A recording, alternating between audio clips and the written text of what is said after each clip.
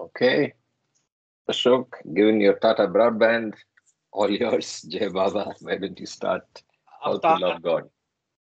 Yeah. Thank you, Karthik. Avatar Meher Baba ki Jai. How to love God. To love God in the most practical way is to love our fellow beings. If we feel for others in the same way as we feel for our own dear ones, we love God. If instead of seeing faults in others, we look upon within ourselves, we are loving God. If instead of robbing others to help ourselves, we rob ourselves to help others, we are loving God. If we suffer in the suffering of others and feel happy in the happiness of others, we are loving God. If instead of worrying over our own misfortunes, we think of ourselves more fortunate than many, many others, we are loving God. If we endure our Lord with patience and contentment, accepting it as His will, we are loving God. If we understand and feel that the greatest act of devotion and worship to God is not to hurt or harm any of His beings, we are loving God. To love God as He ought to be loved, we must live for God and die for God, knowing that the goal of all life is to love God and find Himself as our own self. Avatar Meher Baba ki Jai. Avatar Meher Baba ki Jai. So I was trying to tell all of you something before we started. So Mamaji shared Bombay Center video last week, or was it the week before? It was the one with Neha in it, and I responded as well. You guys should see it because the interesting part, I mean, I'm sure we have thought of it sometimes. And the fact that this whole online thing started well before online became the thing that Meher Baba awakens was something which was entirely his work, right? So Neha was instrumental in thinking it up. She was the one that told Tushar and I back in March 19, and amazing how we have got to where we have got. And it was also very special listening to her experiences. Obviously, Baba seems to have really pampered her, and so it's a nice experience. I'll probably put that video link even on the description box of this video on YouTube so that you guys can get it. Just wanted to plug for Neha. Jai Baba. Yesterday we were talking about intuition, and in fact, one line made us want to go back. What is rational intuition, right? That's what got us thinking. So at that time, whether it was voluntary or not, Sunil offered to take up an assignment on intuition, and I think he's done it already. So what we're going to see now is a retro of all the words or references to intuition within discourses, and then we have a discussion around that, and then we'll continue reading after that. So I'm audible till now, correct? Yes, quite clear. Okay, thank you. All right, so with that, if Sunil, you're ready, we can get started. All right, yeah, we can. So Jai Baba, everybody, let me share my screen.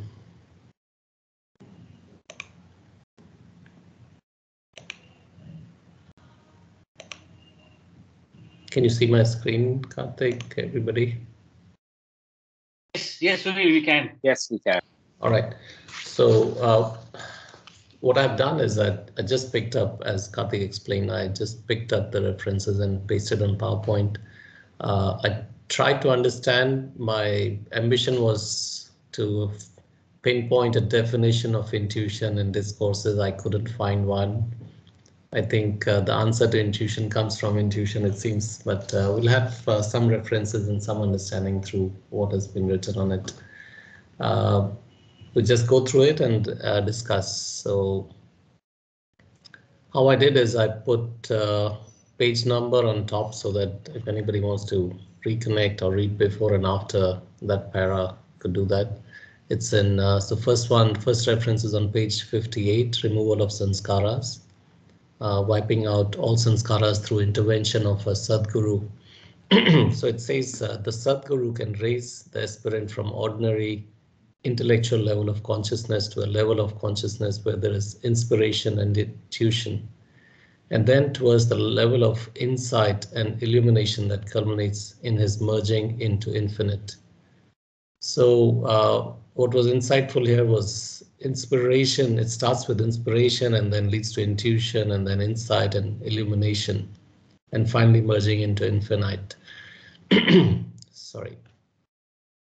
I'll keep going. Anybody wants to comment, feel free, and or we can discuss towards the end. Wherever anybody likes to, please feel free to interrupt.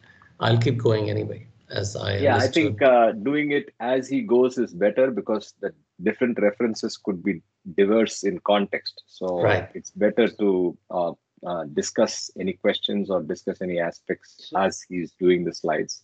So any responses to this can be now and or later. Hey, Jai Baba Sunil. Jai Baba. So, what got me thinking when the beautiful slide, and what happened to me is that when you said inspiration, can we correlate it with the whim? Because whim is also an inspiration, the whim to know oneself. When Baba, from the, from his beyond state, he wants to find himself. Who am I? Could we say that, or could we correlate that with inspiration? It's just a thought which came to my mind, and this is beautiful the way you put it. Thank you. This is the thought or question I have in my mind. I don't have a perfect answer, honestly, and that's going to be a challenge reading through these slides because you need to put things in context, as Kama keeps saying every time. But maybe you're right. You could be right. Jai Baba. Jai Baba. Jai Baba.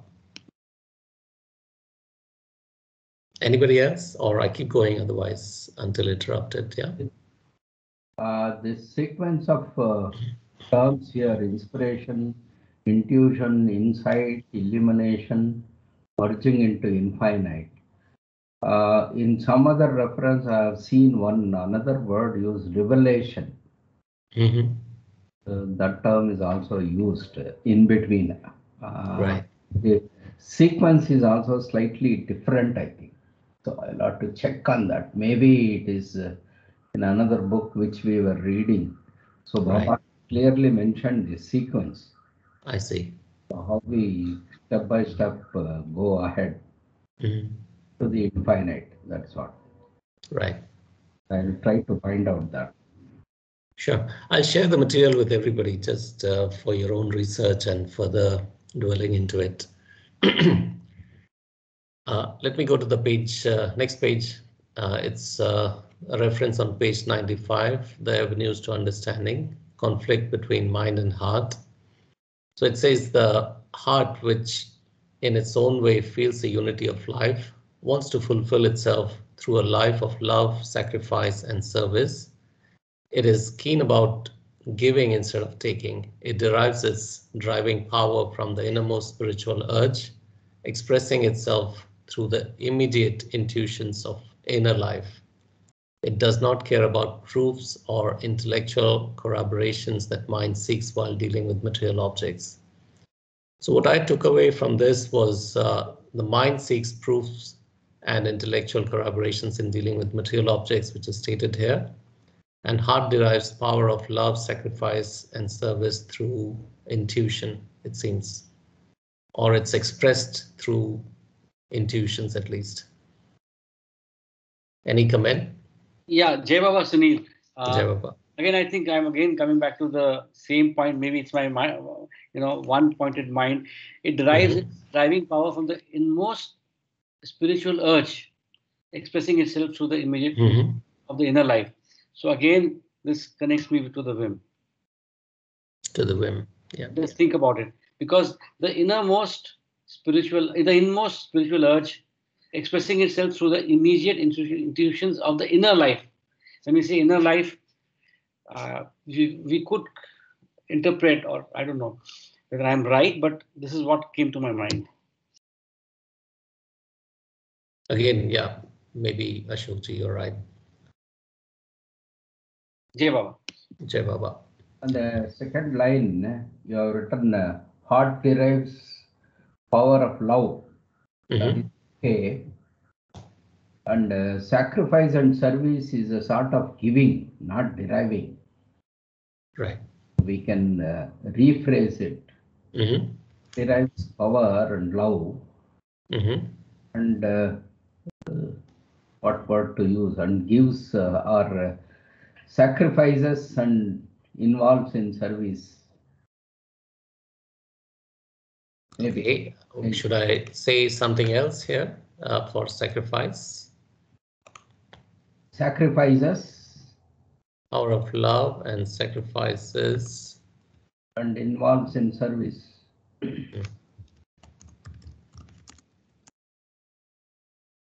Through intuition. Is that okay? Okay.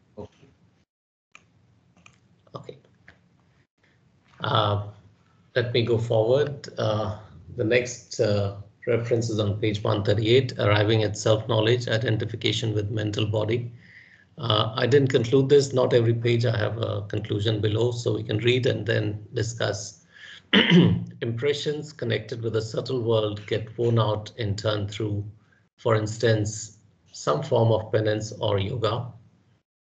This facilitates and brings about a further withdrawal of consciousness inwardly, whereby the flashlight of consciousness be focused on the mental body and begins to function through it. The severance of conscious connection with the subtle and gross bodies means that the gross and subtle spheres of existence become completely excluded from the scope of consciousness. The soul is now conscious of mental world, which affords deeper possibilities for spiritual understanding and clearer perception of ultimate truth. In this new setting of the mental sphere, the soul enjoys continuous inspiration, deep insight, and unfailing intuition, and it is in direct contact with spiritual reality. Although it is in direct contact with God, the soul does not see itself as God, since it cannot know itself directly through itself, but only through the medium of the individual mind. It knows itself by means of individual mind and considers itself to be the individual mind, for it sees the individual mind as being the base and center of all its activities. So again, there's a reference to deep insight and unfailing intuition. Any comments? Any suggestion?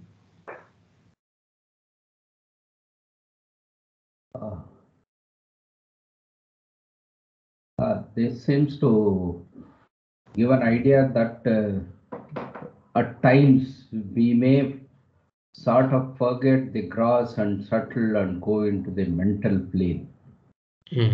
Actually, and then there we get the intuition or the insight into something new or something different.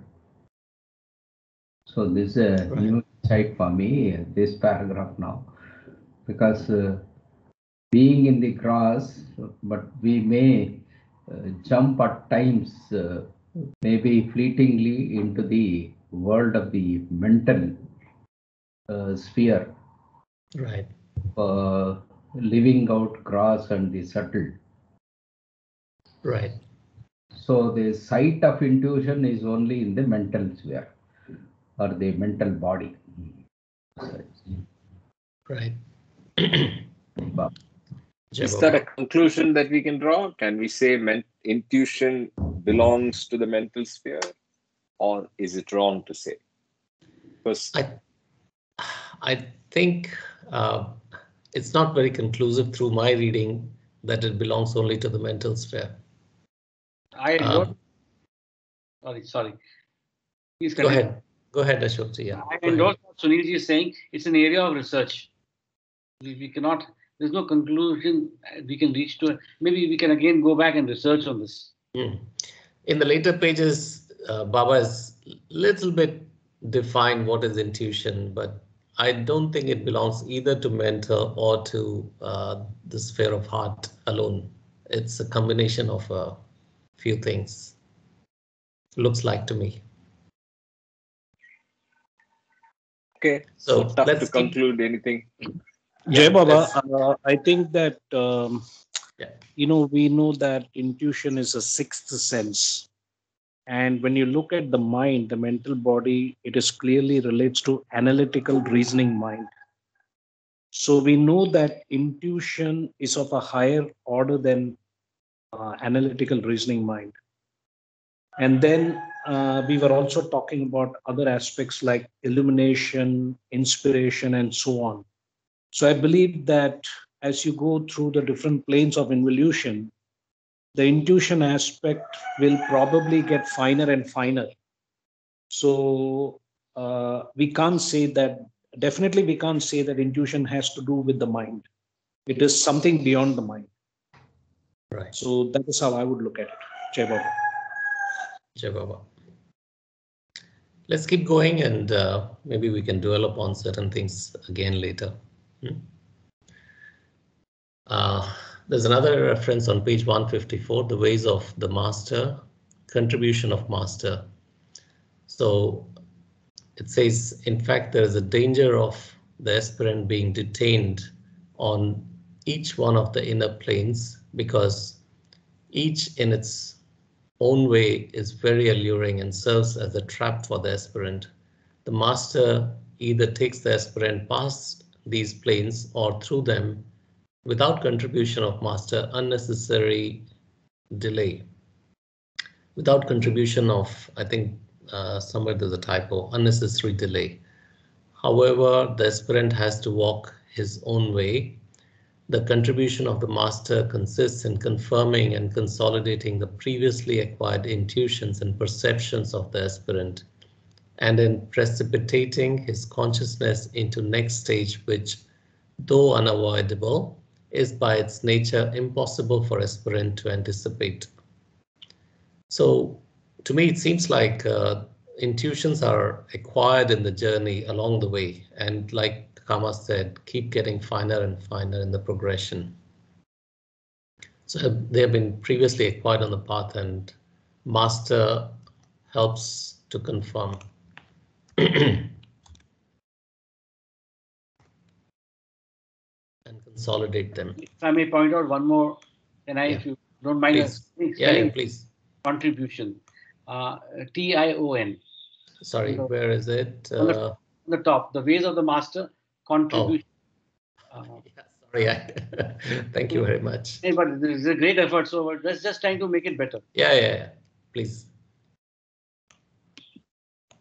I was apologizing to Baba this morning. I didn't make it as good as I would have liked to. So don't worry and be happy is his message. Thank you very much, Ashokji. I feel lighter. Okay. Any other comments? I can go forward.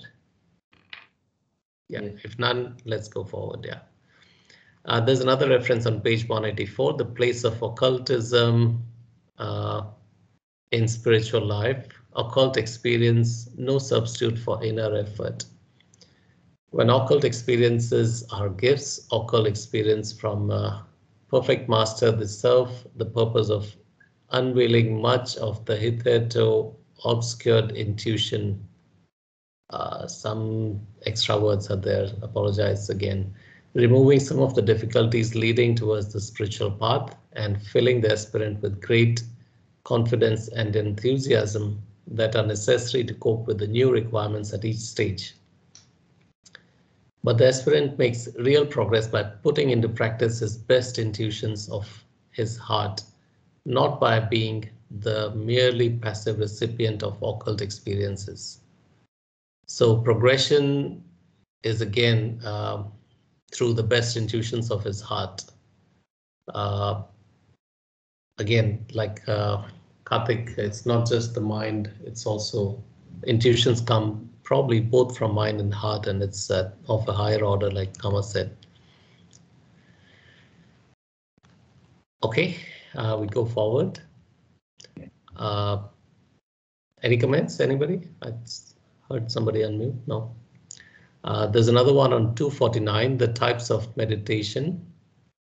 God state of Nirvikalp Samadhi.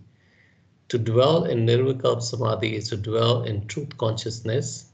This God state cannot be grasped by anyone whose mind is still working. It is beyond mind. It is for it dawns when the limited mind disappears in the final union with infinite. The soul then knows itself through itself and not through the mind. The worldly individual knows that he is human being and not a dog. In the same way, in Nirvikalp Samadhi, the soul just knows that it is God and not a finite thing. The worldly person does not have to keep repeating to himself that he is not a dog, but a human being.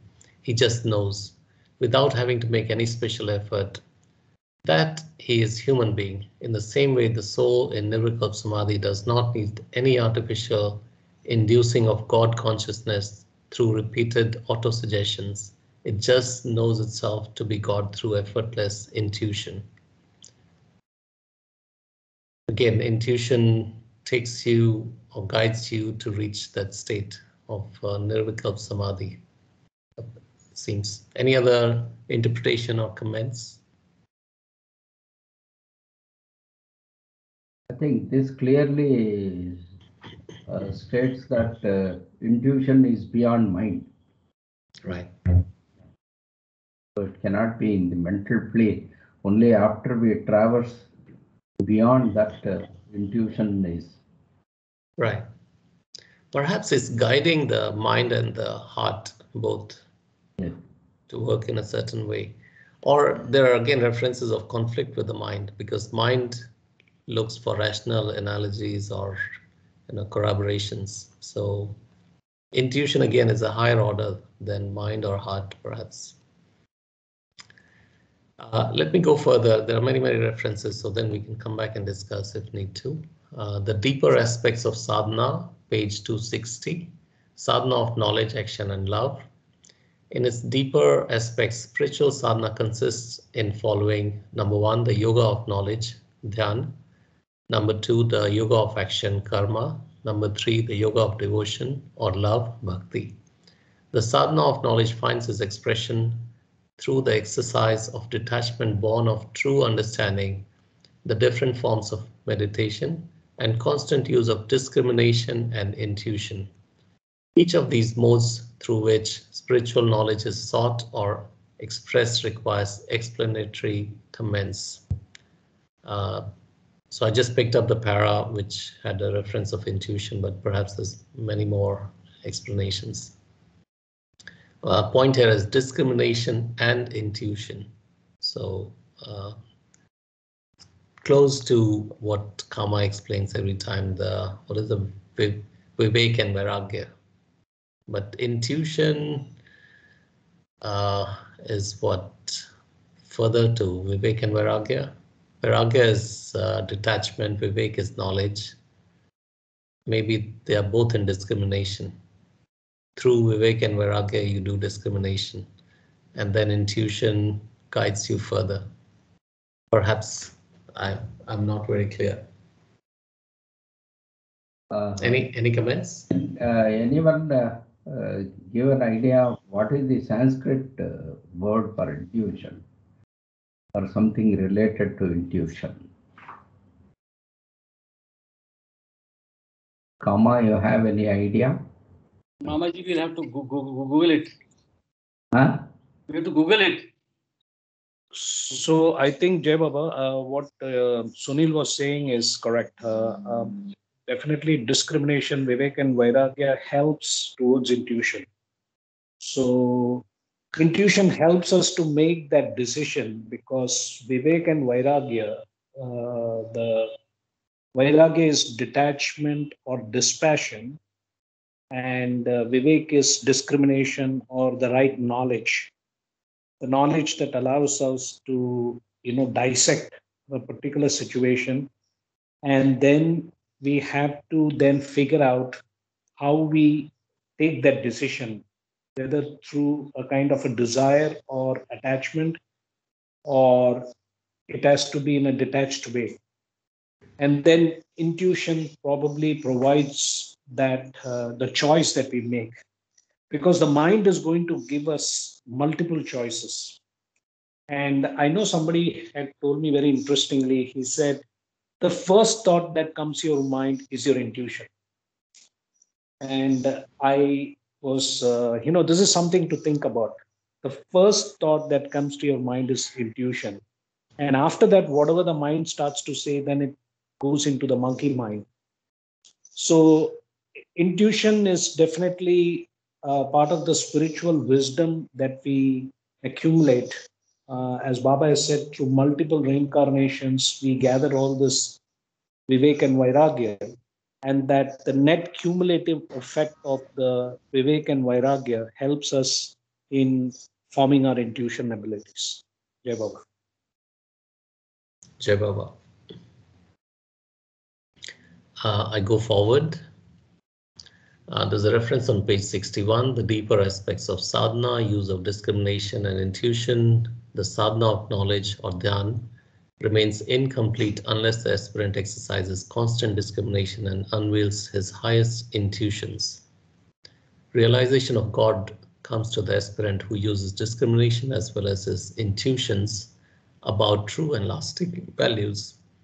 Infinite knowledge is latent in everyone, but it has to be unveiled. The way to increase knowledge is to put into practice that bit of spiritual wisdom a person may already happen to have. The teachings that have come to humanity through the Master of Wisdom and the inborn sense of values that the aspirant brings with him shed sufficient light upon the next step the aspirant has to take. The difficult thing is to act upon knowledge he has. One of the best methods of adding to one's own spiritual wisdom is to make use of knowledge one already has. If the sadhana of knowledge is to be fruitful, it must be implemented at every step by due emphasis on action. Everyday life must be guided by discrimination and inspired by highest intuitions. And again, this next para on importance of action. Karma yoga or yoga of action consists in acting according to the best intuitions of the heart without fear or hesitation. Jai Baba, a lot of reference to intuition, not explaining really what is intuition, but we have to act on intuition. The heart comes back. That is one. The second is, I think, everyday life must be guided by discrimination and inspired by the highest intuitions. That's a very remarkable statement. So there is a big role in a day-to-day life. It's also right. It's that here and now. So that's something to ponder about. And to keep building that, one of the best methods of adding to one's own spiritual wisdom is to make use of knowledge one already has. So there's an emphasis on action. If the sadhana of knowledge is to be fruitful, it must be implemented at every step by due emphasis on action. Everyday life must be guided by discrimination and inspired by highest intuitions. So our day-to-day life and action are very, very important in progression of our spiritual journey. That's where the link is between what we do and what we read every day or every week in God Speaks and how we progress. Jai Baba. Sunilji, Jai Baba, very profound insights, and I think we've also discussed in our forum that every breath we say, I mean, subliminally say ba and breath in, breath out, ba out, which I think Karma also has mentioned a couple of times. So basically, we have to be cognizant of every moment, and is what I could. Every moment is precious, and so every moment we have to use that. Right. Jai Baba. Jai Baba. I keep going forward for sake of time. Page 265, deeper aspects of sadhana. I thought it was interesting to put this story inside. Everybody knows it, but it's interesting, so read it again. And there's no reference to intuition, but somehow my intuition said it's interesting to read this. There's a beautiful story of Kasturi Mriga, or musk deer that brings out the nature of all spiritual sadhana.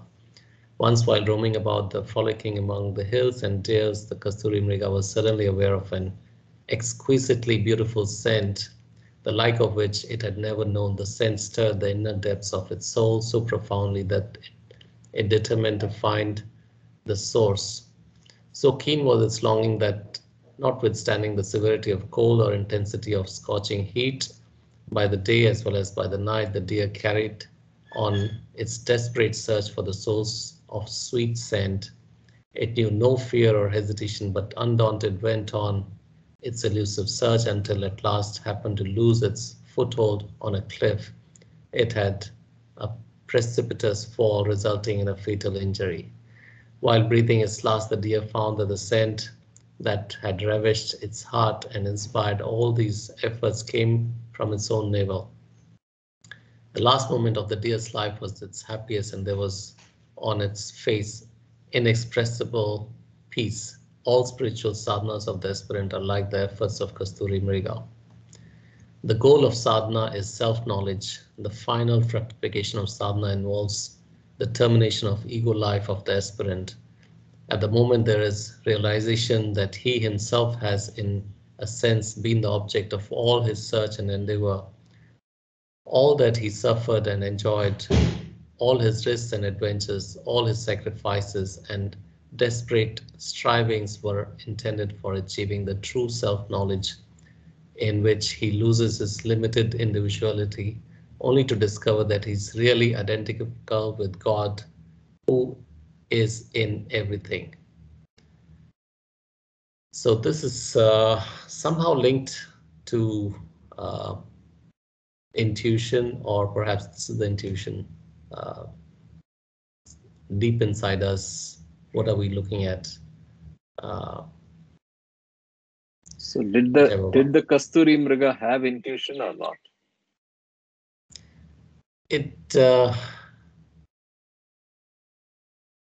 I think intuition was guiding it to find itself inside Kasturi Mriga. I don't know. The search itself, with no fear or hesitation, it knew no fear or hesitation, but undaunted went on its elusive search until it. So this is guided by intuition. Happened to lose its foothold on a cliff and finally, blah, blah, found that it was inside its own navel. So. Yeah, you're right. Yeah. More than intuition, here is the grace part actually in the Kasturi Mriga story, because he has been searching and searching, and ultimately he finds that he is the one who has that scent. So that probably comes through the guidance of the master, or the grace, what we call. Here, right. The intuition part is probably not reflected in the story, to me. Yeah. Yeah, Baba, I think that this whole Kasturi Mriga story is a metaphor. It's an analogy. Right. The deer has nothing to do with self. It's just a metaphor. The metaphor is that as human beings, we are seeking God outside ourselves. The number one ignorance is God is an object of love. Then you're on the wrong foot. That is the number one Maya that is percolated into human beings' mind by the conditioning of society through our religious belief systems, that God is an object of love, which is basically an ignorant fact. And all of us are basically blinded by that ignorance. No doubt about it. So I think if you relate this to the essay on the lover and the beloved, it makes complete sense, because the lover and the beloved, the last line says, union is nothing but the knowledge of oneself as the only one. So this whole seeking of something outside ourselves is itself is a illusionary exercise. I mean, this is all part of the divine dream. Of course, within the dream, one has to figure out what is it that you're seeking. You're seeking yourself. God is, as we know, God comes in two aspects. the formless and formed. Avatar is a personification of God in human form. The Saguna Sakar, state 3C, state 2C. But the real aspect of God is the formless. Who came first? Infinite consciousness, eternal avataric infinite consciousness, who's basically oneself. So this I've repeated earlier, when an aspirant is seeking God, because he wants to know himself. So we actually start with the concept of, is there a God? Who is God? So we start off with the fact that God is an object. And then through Vivek and Vairagya, through going through all kinds of experiences, we now, especially with Baba's literature, we know that Baba is oils, our innermost loving self. So this whole Kasturi Mriga story is about seeking oneself, and it's not outside of us. Going through the sensations, the gross physical sensations, I call it the BMS, the Bezos Musk Branson syndrome, going out to space and trying to figure out, up from 22 kilometers, can I, that for them is self-actualization. Not that we are trying to judge them or anything, the ignorance aspect. So this whole Kasturi Mriga story is about man's quest to know himself by the wrong means. First, he has to go through that external search, and then he realizes it is already inside within us. The inner unfolding, which I think Baba mentions in the Conditions for Happiness or one of those chapters in Discourses. Jai Baba.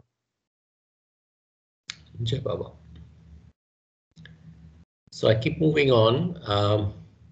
The next reference on intuition is on page 268, the Avatar. Avataric periods are like the spring tide of creation. They bring a new release of power, a new awakening of consciousness, a new experience of life, not merely for a few, but for all. Qualities of energy and awareness, which have been used and enjoyed by only a few advanced souls, are made available to all humanity. Life as a whole is stepped up to a higher level of consciousness, is geared to a new rate of energy. The transition from sensation to reason was one such step. The transition from reason to intuition will be another. So there are steps here again. I just copy-pasted sensation to reason and then intuition. Again, Mamaji, maybe you could do some further research on the steps of involution journey, which you saw somewhere else. Again, it could be contextual here, so we'll keep moving. Unless somebody has a comment. Jai Baba, this is again, I think we have talked about this, that this is an example of when man evolves from animals, from the gorillas. He has that animal instinct because all those sanskaras are there. The sanskaras that went through winding, now it needs to be spent.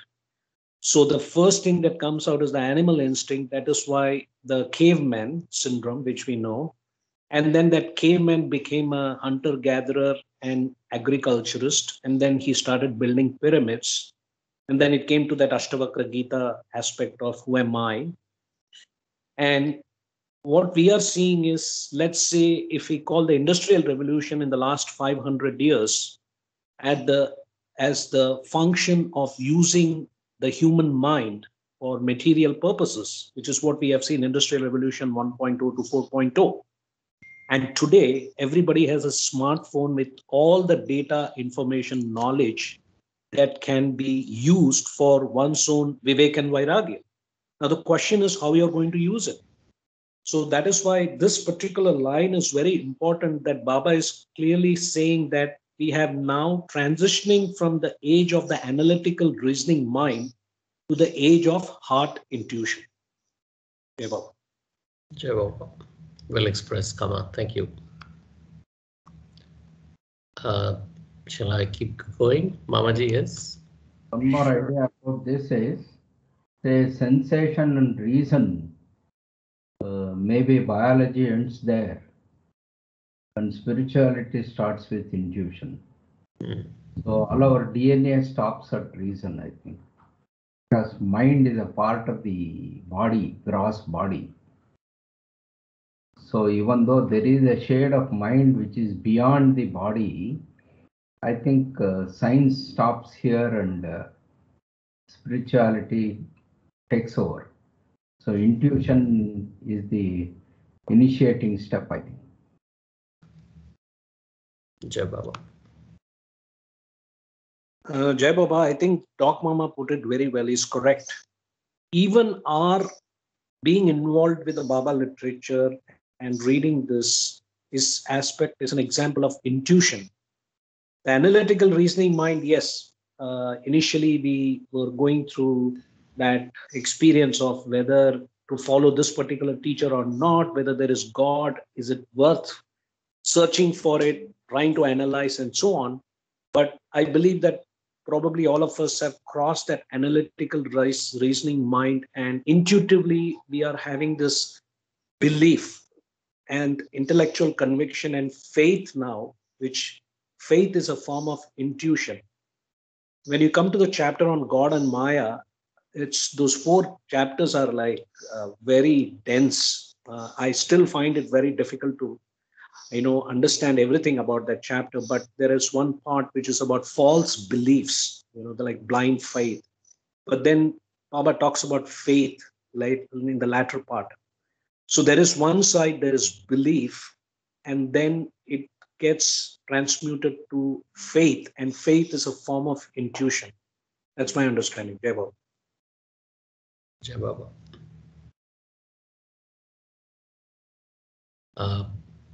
I keep going. Page 303, Reincarnation and Karma, the significance of death, conflict between intellect and intuition. The implications in assuming death to be the termination of individual existence run counter to the ineradicable expectations based upon rationalized intuition. A conflict usually arises between the claims of intuition and the conclusions of impure intellect, which assumes death to be the termination of individual existence. Such conflict is often a beginning of pure thinking, which immediately seriously challenges the usual accepted belief that death is the real termination of individual existence. Death as an extinction of life can never be wholly acceptable to the spiritual aspirations of man.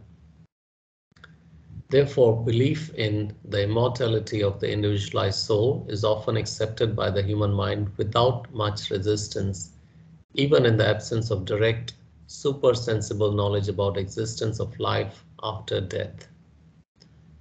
So there's some reference to rationalized intuition that we talked about, I think, yesterday, right? Mamaji, any comment or question? This is also one more confirmation that as far as biology or the science is concerned, death is the end of the gross body. Right. And science believes that with the gross body, everything is totally ended. But spirituality starts from only here, that it is beyond death. So because of that, I feel we need to ponder over this point. So what is that is in continuation. In spite of the death of the physical body, there is something in continuation. And the end of the journey of that is the realization. But Right. what is that which is in continuation? So we call it soul, we call it in different terms. But there is an entity which is in continuity in life.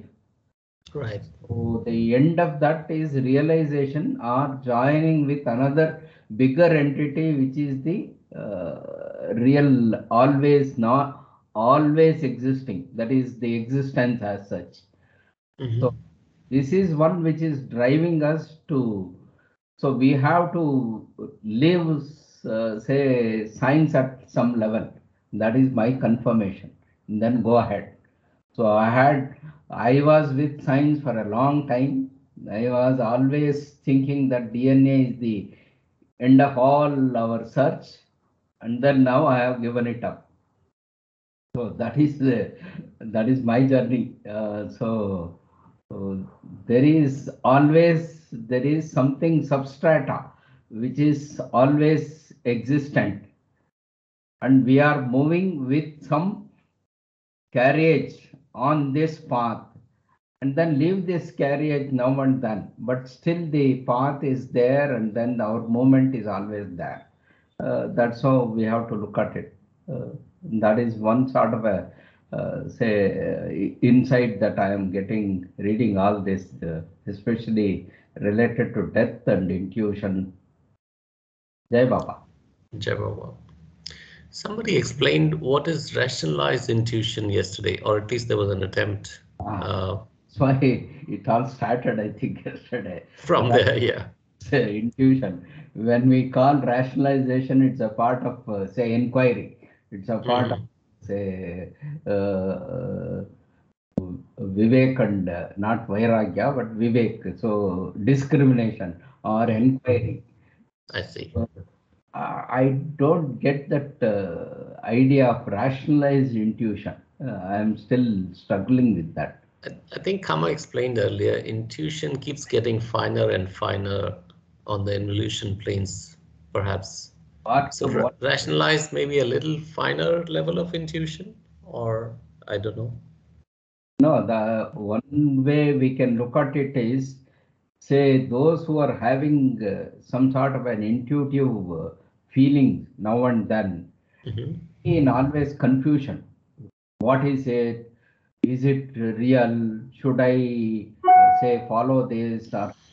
So these confusions will be there. So this will be sort of crystallized only by a Sadguru or an avatar. Right. So Sadguru understands your problem of say confusion, and then he leads you on a particular defined path.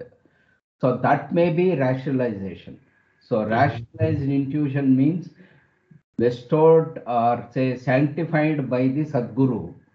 An intuition that you may feel, which is sanctified by a Sadguru, can be taken as rationalized intuition.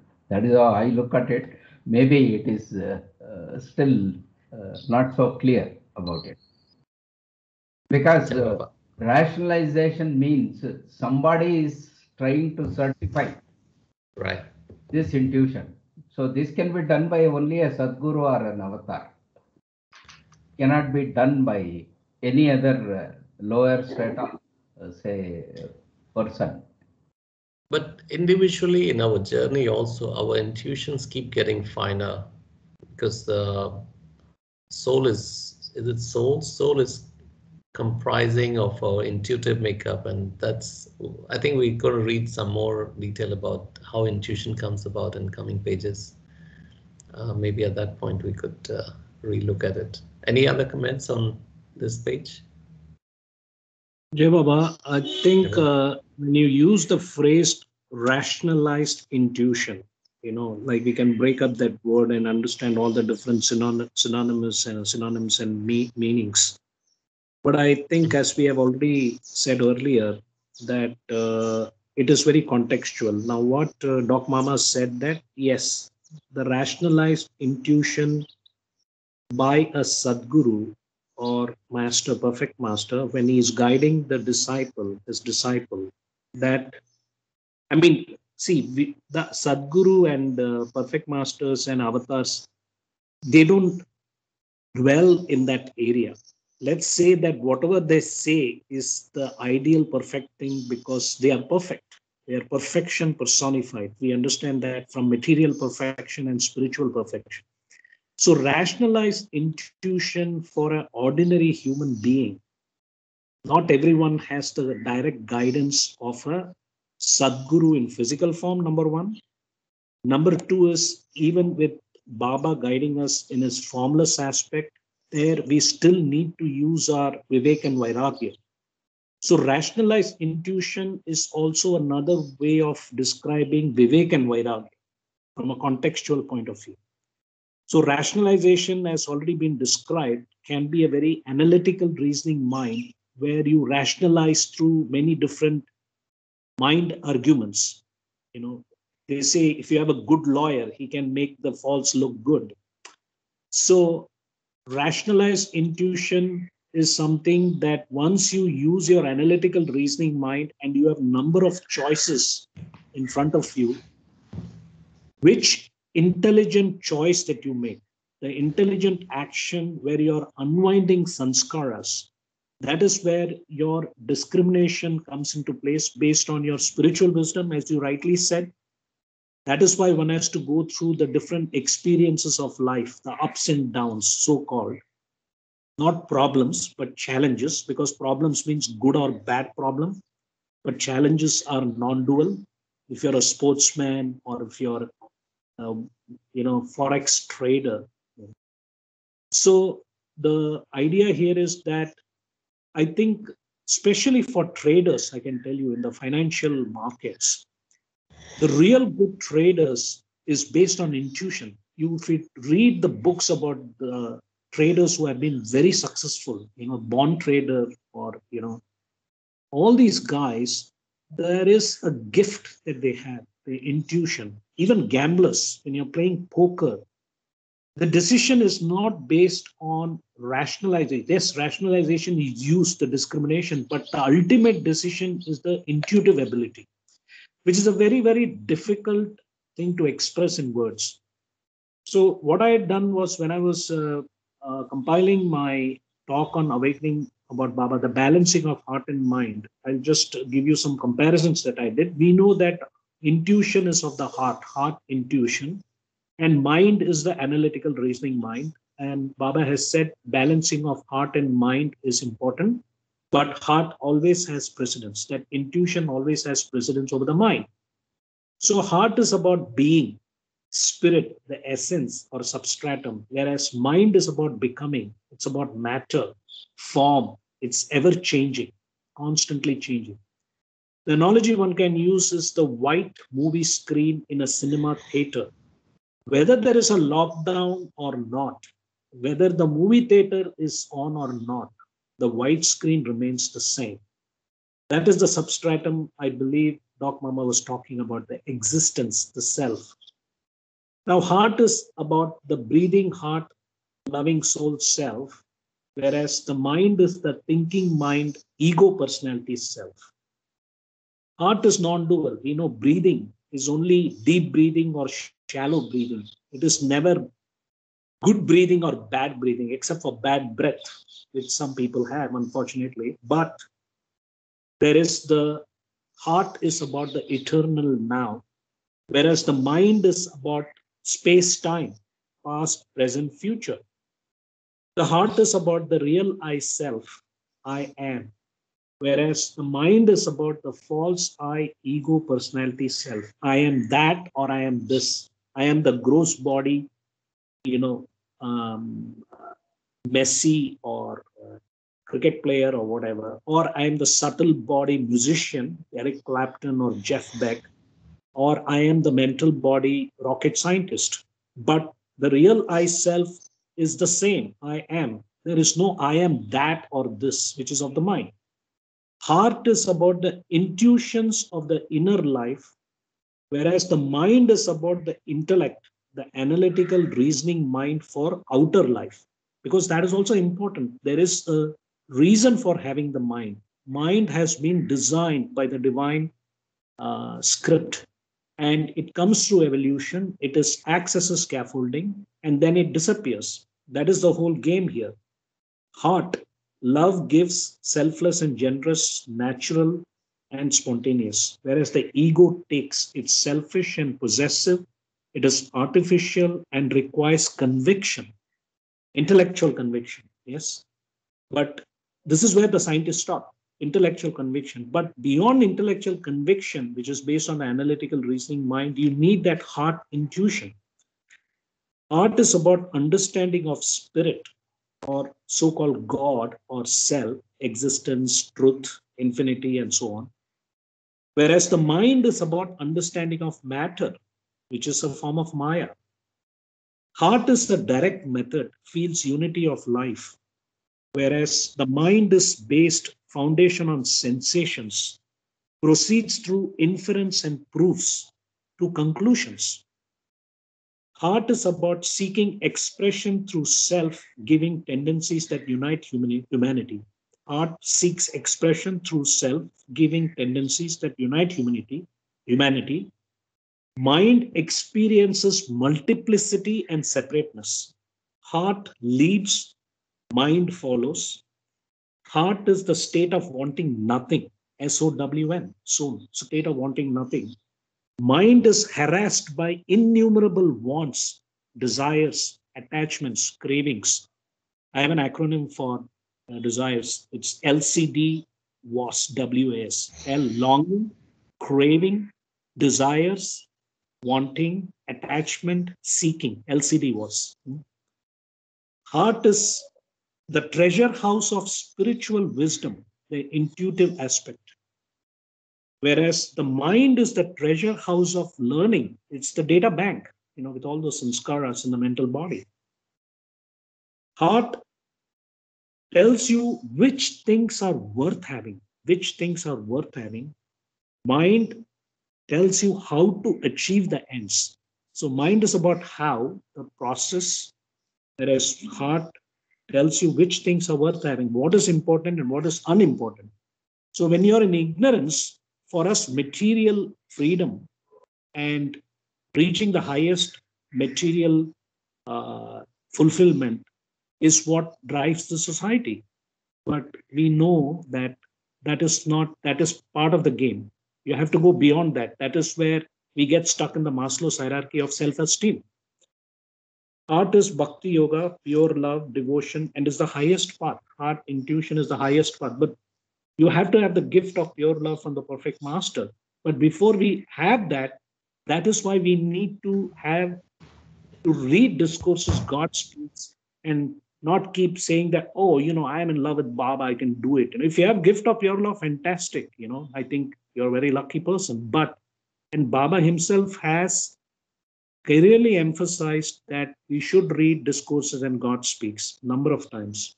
Mind is Jnana Yoga, right knowledge and action, discrimination and detachment, and so on. And heart is very personal, whereas mind is very impersonal. Jai Baba. Jai Baba. Jai Baba. Jai Baba, I have a couple of. Yeah, awesome. It's brilliant. A lot of powerful information there. So, Karthik, can I raise my questions, or you want to say something, Karthik?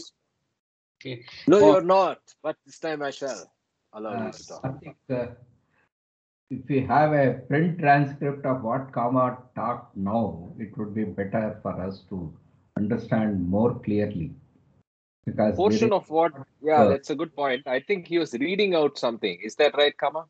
Can you also post that? Yes. It is in that PowerPoint that I had sent along with that YouTube presentation I gave. So it's already there. So, okay, can you just send that portion out if you don't mind? I'll reset. Yeah, okay, I'll send that portion out. Thank you. As well as a link for the YouTube, if you can, please. And for the nth time, Ashok, you have my permission. Please talk. No, it's okay. There's a couple of things.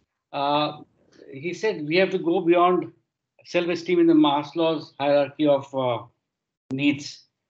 So the Maslow's hierarchy of needs, how do we correlate with the, when we say we go beyond self-esteem, is it beyond the duality into reality? My question to Kama. Second question is, can we say that where science stops, or where analytical reasoning mind stops, or where logic and analysis stops, intuition begins? Two questions for Kama and Sunil as well.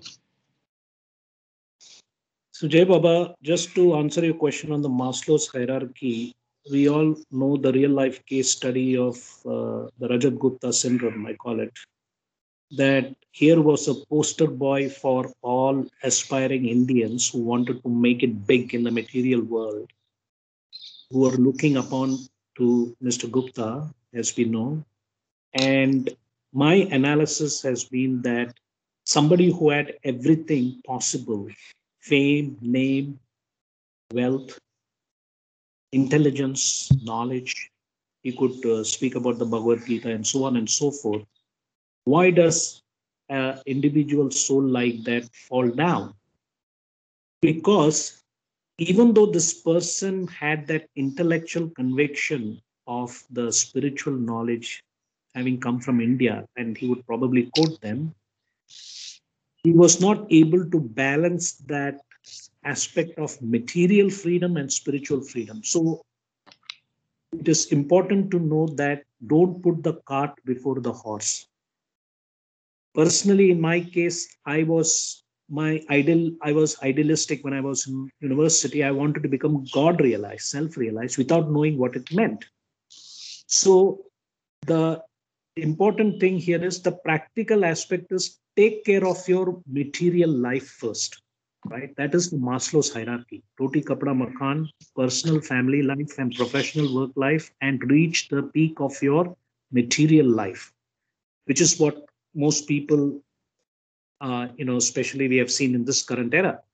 But it doesn't mean that that person has achieved complete freedom, which is the spiritual freedom which Baba has talked about.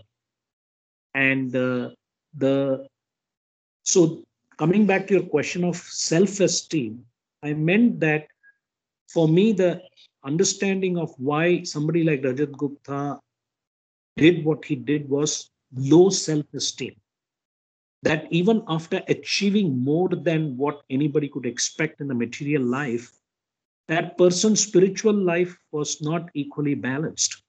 So the sanskaras probably were so powerful enough that the material aspect dominated his spiritual side. They call it the billionaire's envy. When you have $130 million and you're a multi-millionaire, and you compare yourself with the billionaires and say that I've got the qualification and the pedigree, but I'm not a billionaire, which was called billionaire's envy. So that is an example of where most people get stuck. So the Maslow's hierarchy is about that threshold level between spiritual freedom and material freedom. So once you use your Vivek and Vairagya, that yes, I have achieved what I wanted, probably more than what I expected in my material life, but I'm still not satisfied. This is where your intuition comes, because the mind is going to definitely make you go towards entropy, disorder. It will tell you, no, you're not achieved, even though that was your game plan. And we all suffer from that. The second question you were talking about, sorry, can you repeat that? I forgot. Yeah, one sec. Yeah, the second question was, can we say in a one-liner that where science stops, intuition begins, or where analytical reasoning and logic and Right. stop? Okay. So I understood your question. So where does the mind stop and where does intuition take over 100%? Right now we are using a 80-20 rule combination, 80-20, 60-40, 40-60, heart and intuition, depending on whether you're talking about your material life or spiritual life. There is always subliminally, we are using our intuition to make certain decisions subconsciously. So the question here is that let's talk about the definition of science. Science. Now, we know that the laws of matter are scientific in nature. Many people will question about spirituality because you can't prove it through the rigorous experimentation like what we do in the laws of matter. Like in physics, chemistry, you have postulates and you prove it. Because spiritual journey is an inner journey which can't be proven unless you actually experience and realize it. That is why we have references of the avatars. We have references of the Sadgurus and all the God realized beings we have come across in our readings. And that has given us that intuitive ability to have faith and belief that yes, these people exist and they have shown us, and that we are going to intuitively try to follow this path, at least experiment, explore, experiment, experience, exist, explode, stuff. So from my understanding, both spirituality, laws of spirit and laws of matter, all the Newton's laws, quantum physics and Newton's laws are scientific in nature. Otherwise, we won't have these numbers like 84 lakh life cycles, 56 God realized souls, and so on and so forth, the number 7. So coming to your point, from analytical reasoning mind, which gives us Vivek and Vairagya, we have to transition towards intuition. Yes. And I believe that, of course, I'm not talking about Sadgurus, but as you go higher and higher, the intuitive abilities become finer and finer.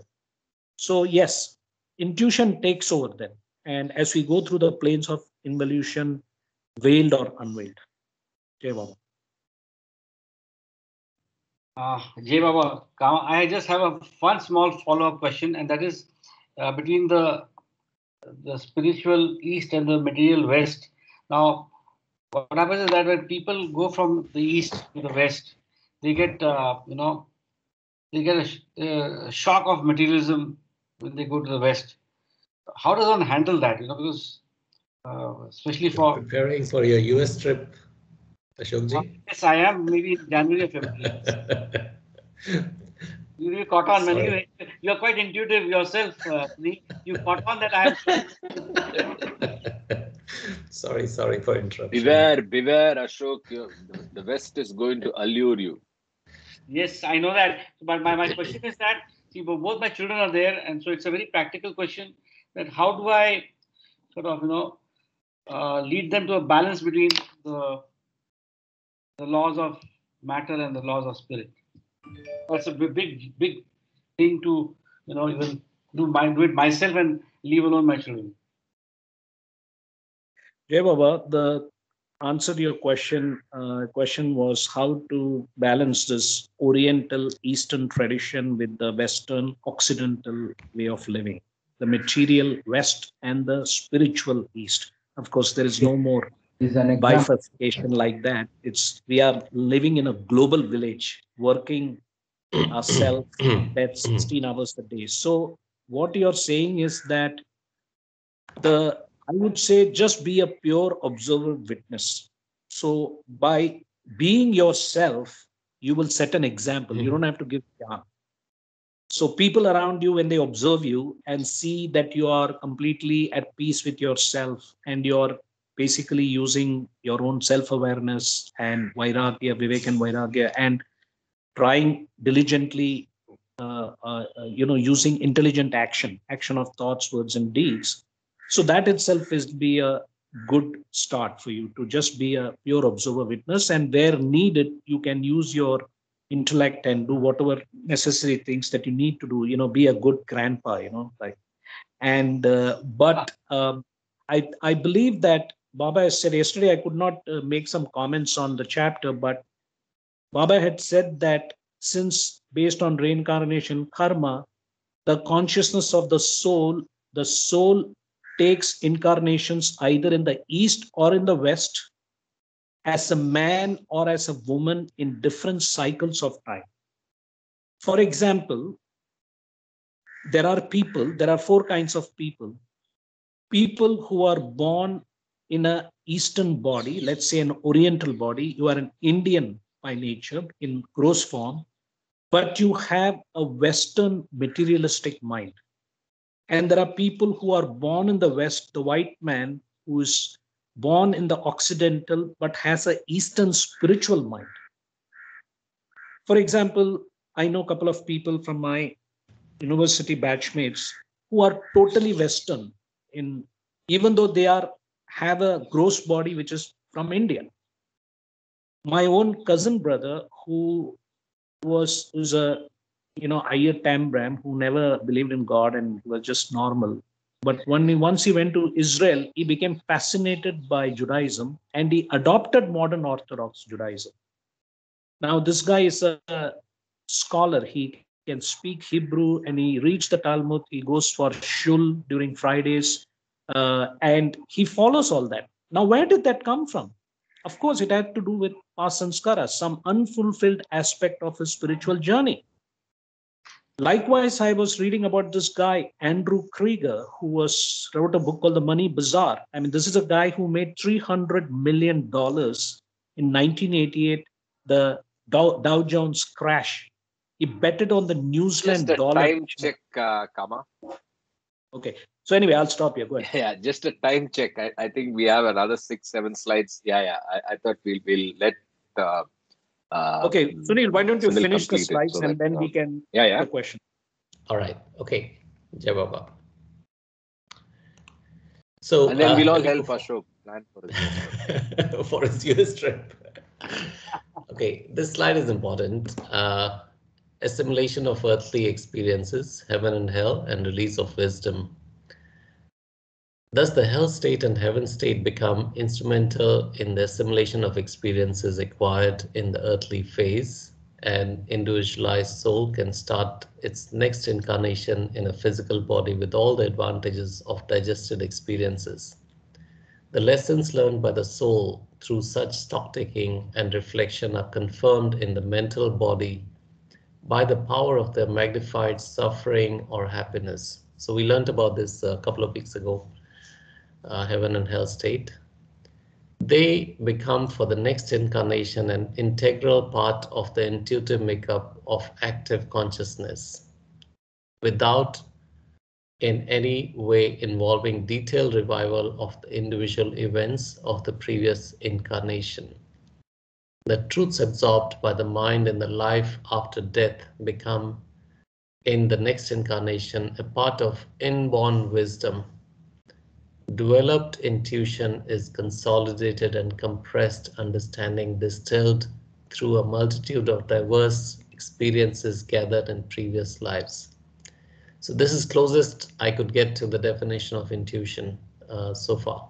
Developed intuition is consolidated and compressed understanding, distilled through the multitude of diverse experiences gathered in previous lives.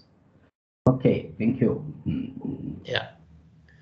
And then talking about heaven and hell and release of wisdom, different souls start with different degrees of intuitive wisdom as their initial capital for experiments and adventures of their earthly careers. This intuition may seem to have been the product of past experiences, thus adding to the equipment of the psyche. But it is more truly an unfoldment of what was already latent in individualized soul. So I think this slide closely answers what is intuitive makeup of active consciousness and what is the developed intuition, what are the differences of level of degrees of intuitive wisdom in different souls, and so on and so forth. So what it means is the intuition is not the intuition is the result of the past sanskaras, what we get naturally, but then you have to apply your vivek and vairagya to act upon. So yes. it's not always that the what intuition gives you is always the correct thing to do without applying your brain kind of vivek. You have to keep refining it continuously. Yeah. So, and over the time that we do it, the intuition itself will get refined, as you said. Yeah. Jai Baba. Jai Baba. Let me go further in interest of time. Reincarnation and karma, the existence and memory of past life, demands of intuition. As is true, those who consider death to be termination of individual existence, those who consider the birth of body to be its beginning, are also confronted with a conflict between their false assumptions and claims of rationalized demands of intuition. Again, rationalized demands of intuition. From the standpoint of individual justice, the uneven distribution of good and bad in relation to material happiness or prosperity seems seriously to impugn the rationality and justification of entire scheme of the universe. To see the virtuous at times suffering deeply and the vicious possessing the amenities of pleasures creates insurmountable difficulties for anyone who prefers to look upon life as being meant to fulfill an eternal and divine purpose. I couldn't dwell deep into this slide. Any comments? If not, let's go keep reading. Reincarnation and Karma. Loss of memory of past lives does not affect progress. The memory of past lives does not come back to a person except in abnormal and rare cases unless he is sufficiently advanced from the spiritual point of view. This provision made by the laws of life secures unhampered spiritual evolution of the individualized soul. At first view, it might seem that the loss of memory of the previous lives is a total loss, but this is far from being so. For most purposes, the knowledge about the past lives is not at all necessary for the guidance of onward course of spiritual evolution. Spiritual evolution consists in guiding life in the light of highest values perceived through intuition, and not in allowing it to be determined by the past. In many cases, even the memory of the present life acts as an obstacle for certain adjustments demanded by spiritual requirements of the changing situations of life. The problem of emancipation may, in a sense, be said to be a problem of securing freedom from the past, which, in the case of those who are bound to the wheel of birth and death, inexorably shapes the present life. So it says that spiritual evolution consists guiding life in the light of highest values perceived through intuition. So intuitive makeup is already there when you take a rebirth. So we don't need to look back at what has happened in individual incidents of past life. Any comment? If not, I go forward. These are all references from the last read chapter, so we can go ahead. Yeah, right. Again, reincarnation and karma, advantages of recovered memory. The speed of spiritual evolution is faster after natural recovery of memory of past incarnations. Disentanglement from mundane things is facilitated by conscious knowledge of the history of the development of such entanglements. Spiritual evolution, which was mostly unconscious of the limiting past, now becomes conscious of it. The obstacles as well as the facilities created by the past are now within the reach of consciousness and therefore are capable of being intelligently and carefully handled. Inarticulate intuition is supplemented by rationalized data. Therefore, action has less possibility of error and becomes more potent in producing desirable results. I think that's where we got a bit in a discursive mode. Inarticulate intuition. Did we discuss this yesterday? Yes, we did, and I think I got a moment of a Satori moment and explained it. Yes, you did. Okay, let's keep going. Qualifications of aspirant, faith and critical reasoning. True faith is grounded in the deeper experiences of the spirit and unerring deliverances of purified intuition. So Kama talked about faith and intuition earlier. This is important. True faith is grounded in deeper experiences of the spirit and the unerring deliverances of purified intuition. It is not to be regarded as the antithesis of critical reasoning, but as unfailing guide of critical reason. When critical reason is implemented by deep and living faith based on pure intuition, its functioning becomes creative, fruitful, and significant instead of barren, ineffective, and meaningless. On the other hand, many forms of naive credulity cannot be broken through except by fearless and free working of critical reason. However, it remains true that critical reason can touch and inform only those kind of faith that are not based upon pure intuition. True faith grounded in pure intuition always remain an imperative that cannot be ultimately reduced to the conclusions of rational intellect. It is not delivered from the limited intellect, but it is more fundamental and primary, with the result that it cannot be silenced by all intellectual acrobatics. This is also interesting. Anybody wants to explain this briefly? We have how much time? Yeah, we still have a bit of time. I think we are on one of the last slides. Yeah. Kama, you talked about faith and intuition. Take 5 minutes to explain this. Kama is there? No. I think he's there. He's there, but he goes silent towards the end. I don't know why. Maybe, okay. No, Jay, I'm there. Sorry, I could not switch on the audio thing. I see. Sorry, what was your question again? Sorry. This slide is talking about faith and intuition and true faith grounded in pure intuition and so on and so forth. So you talked about intuition earlier, and that was interesting. So linkages between faith and intuition. Yes, true faith grounded in pure intuition. Yes, I think we talked about the belief aspect. First there is that belief. It's a form of blind faith first, and then you have the intellectual conviction based on reading and based on certain life experiences. And then thirdly, we have that kind of faith. Now, as Baba has said, there are three kinds of faith. Number one, faith in yourself. Now, how can you develop that faith? It has to be intuitive. You can't, or you say that, hey, you know what, I'm the dude, there's nobody but me, and I have faith in myself.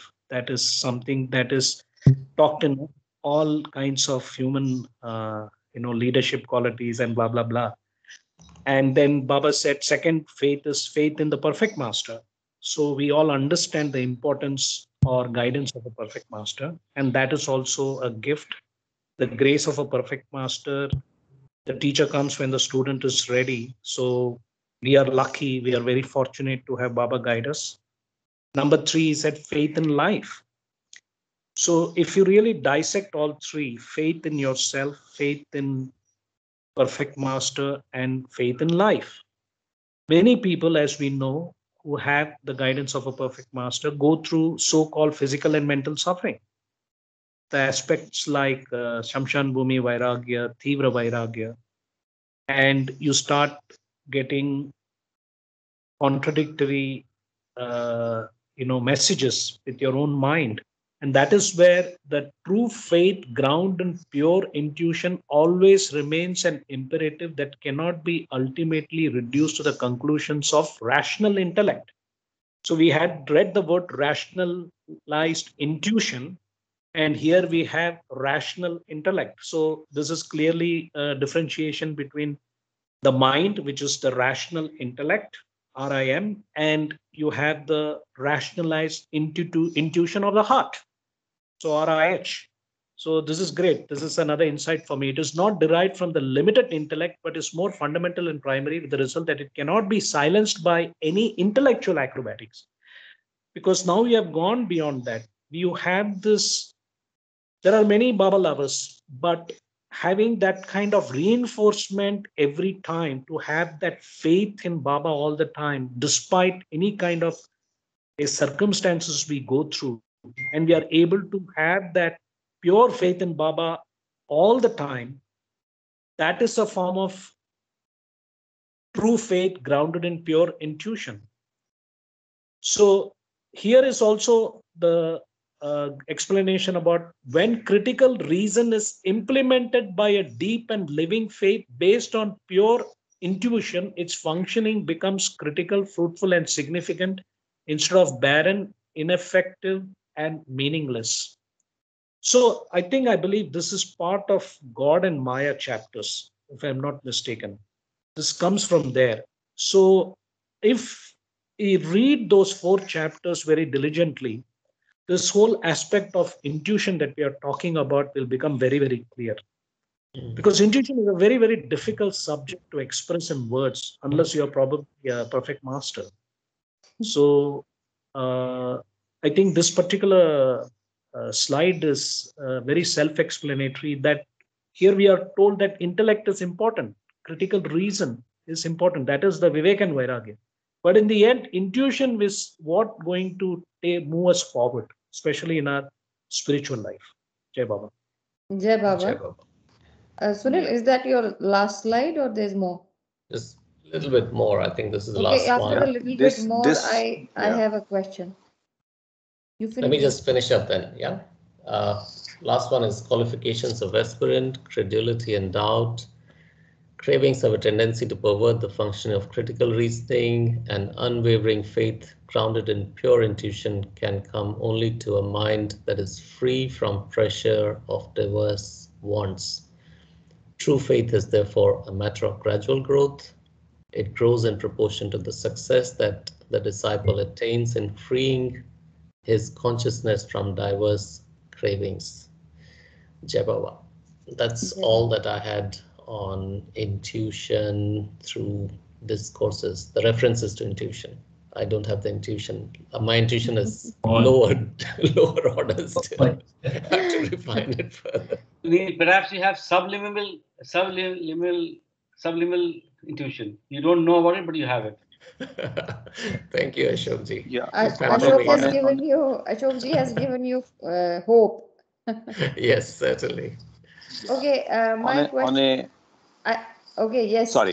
No, you go ahead. Yeah, I think on an overall basis, Baba has said the balance of the mind and the heart, and where it indicates actually is. Yeah, Jai Baba. Jai Baba. My question to everybody is, in Baba's journey, what has intuition done to you? Where does intuition stand between Baba and you? Yes, many times when I wanted to go out of Baba, Baba has dragged me by intuition. Hold on to my daman. Yes, that's a point. So there are, maybe everyone experiences this. There are, say, times when we feel a little awkward with the family, with our surroundings, and still to keep a contact with Baba. That is my personal experience. So at that time, there is a greater force which drives me towards Baba more effectively than before. That is because of intuition. That is a probability. That is the play of intuition there. Jai Baba. Jai Baba, thank you. Anyone else? Karthik? Yeah, I've surely had experiences, and I think in the video I have mentioned some of those, which are surely unexplainable by science, to take that analogy. So it's beyond science. Having said that, I think I also have in my life multiple examples of potential mistaken intuitions. Okay, people that I deal with. Okay. Mistakes that I think Baba wanted me to do, and I did it. I'm being honest. I'll probably know it in my heaven and hell state. When I rewind and vivify my samskaras, I'll figure it out. I'll say, hey, my God, that's what I did. Oh, damn it. That was not an intuition. Right? But right now, yes, I'm sure I'm sharpening my ability to get the wheat from the chaff. And hopefully I get better at this. Sanjay ji? Yeah, no, I can't say anything in particular, but whether it was intuition or it was falling in love, what it was, I can't really make out. So nothing more to comment. Yeah, Jai Baba. Jai Baba. KK?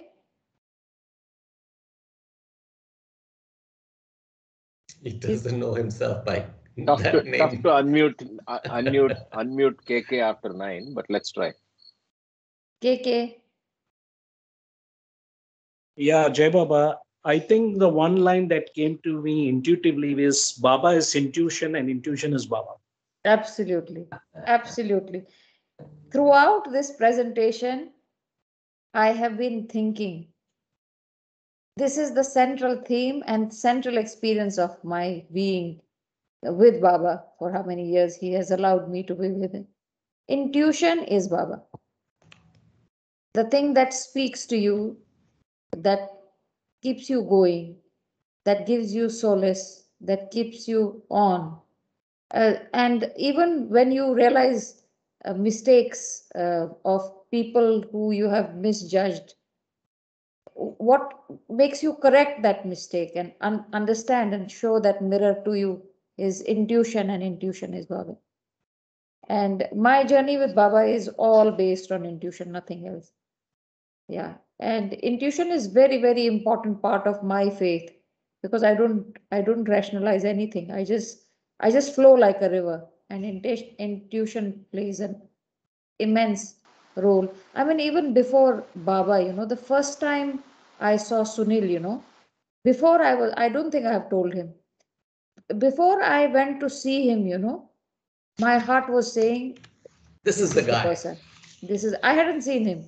Maybe I would think otherwise. Oh my God. He's your soulmate.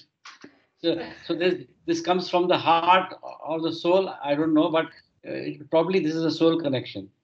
I would say so. I think we are soulmates. I would second that. Yeah. Thank you. Thank you very much. So And It's a rare basically moment when- intuition. Yeah, basically intuition. What we read in the slides is basically a result of our past sanskaras. yes, So it's different for you. Maybe you are somebody is too evolved, or somebody is in the somewhere else actually on the path. We ourselves do not know. So intuition is Baba saying is I do not know how to understand this, but everybody has his own levels of intuition where he is on the Yes. path. Yeah, Yeah. Baba. yeah, Baba. Linka, And then what- you have to apply your mind, apply your Vivek and Vairagya to take the right action. Jai Baba. In Hindi we say "Mera dil kehta hai." When Yeah, yeah. that Yes, "Mera dil yes. kehta hai" is Yes. intuition. When you know this is either a wrong Yes. or a right, that is Right. intuition. That Correct. comes through past impressions, which is experience. That comes connections with divine, and when these two things are combined, you get a direction, and Yes. that's what it is I basically. think it's Yeah. not just dil. It's also sometimes we say mera man kehta hai. Man is I mean, mind. man or So man. it could be either dil or mind, or it's something higher than just the heart or mind, like Kama said earlier. It's a guiding light that propels us sometimes through the heart, sometimes through the mind to go in a particular direction. I know we are almost running out of time. Ashok on intuition, and then I have a summary point. Sure. I'll make it just a one-liner. We say that intuition is, or we can compare intuition with the sixth sense. I only hope Baba gives me the ability to make intuition the seventh sense. Jai Baba. Jai Baba. Great. 7 Baba's number. Anyway, the point Jai of Baba, there is- observation. Just one point before I forget. I think the last slide that Sunil presented, it summarizes the whole journey, renunciation of desires. And we know renunciation is part of the 7 realities. So when you read that last slide again, it talks about the LCD was, LCD was, that is longing, craving, desires, wanting, attachment, seeking. All these things we have to renunciate because there is nothing to achieve. You are already a human being. The only thing is to dissolve the sanskaras, which is our mind ego, manonash. So this whole process is about unfolding from within. And that is why Baba keeps repeating the renunciation of desires. The only real desire is self-actualization, self-realization, which we already are. Only thing is we have this crust of sanskaras, the residue which needs to be rubbed off. And that is the whole journey here. Jai Baba. Jai Baba. Jai Baba. Karthik? Very nice, thanks. No, the observation I had to make was just the fact that for the first time we had 100% consensus of the heart and the mind. The heart from Singapore and the mind currently in Bombay, and they said exactly the same thing. That's a Baba moment for me. That's a big Baba moment for me, right? It is really. And It it is. was And because this spontaneous. word kept on coming to me throughout the presentation. Yeah, so it was very nice to observe that little dare say oddity or spontaneity, whatever. It was nice. So that's what I wanted to say. Thank you. I have one more. If you give me 1 minute, this is it's been circling my head, so I just want to share. So I heard this YouTube video. I don't know who he is. One Western Baba lover, and he says that he's talking about Irich, if I'm not wrong. And I don't know who Irich is, but anyway, I'll just tell you. So he says that in 70s they were there in Mehrabad during Amar Tithi, and Erich would be going on and on, doing things for 3 days and nights. He wouldn't sleep, this and that. And one night, and towards the end, there was a handful of other Baba lovers who would just still hang on with him, and they would have a discussion. And he says they went down the hill to drink tea early in the morning. And this Erich says that actually, Baba did not say, I have not come to teach. I have not come to teach, but to awaken. So he says, all 12 of us are saying, what are you talking? It's also on his tombstone. Of course, he said that. He said, no, what Baba meant is, I have not come to teach, but I have come to awaken me in you. And that's very true. And he says, we always, many people say that Baba, he kept on dilly-dallying on, he is going to open his silence. So this guy says that the opening of the silence is when he is awakened within us. And that's when we recognize ourselves, is the time when Baba opens his silence. It was so beautiful. I just loved it, and it's been playing in my head since morning. And it is actually, as we see for this 1.5 years, Baba's words are magnetizing us. It's cleaning us up. And I think that's the beauty of this journey, and very, very grateful for this time and this cleanup and this understanding of Baba within us and the only reality. It's such divine grace on all of us. Thank you, Baba, for everything. Jai Baba. Jai Baba. Jai Baba. Jai- Yeah, Baba. There's a very nice interpretation there. That's very beautiful. Well said, Jai Baba. Jai Baba. Jai Baba. Take care. Jai Have a Baba. great Jai Baba, Sunday Jai Baba, and a week everyone. ahead. Jai Baba. Bye. Jai Baba, everybody. Jai Baba. Jai Baba. Beautiful.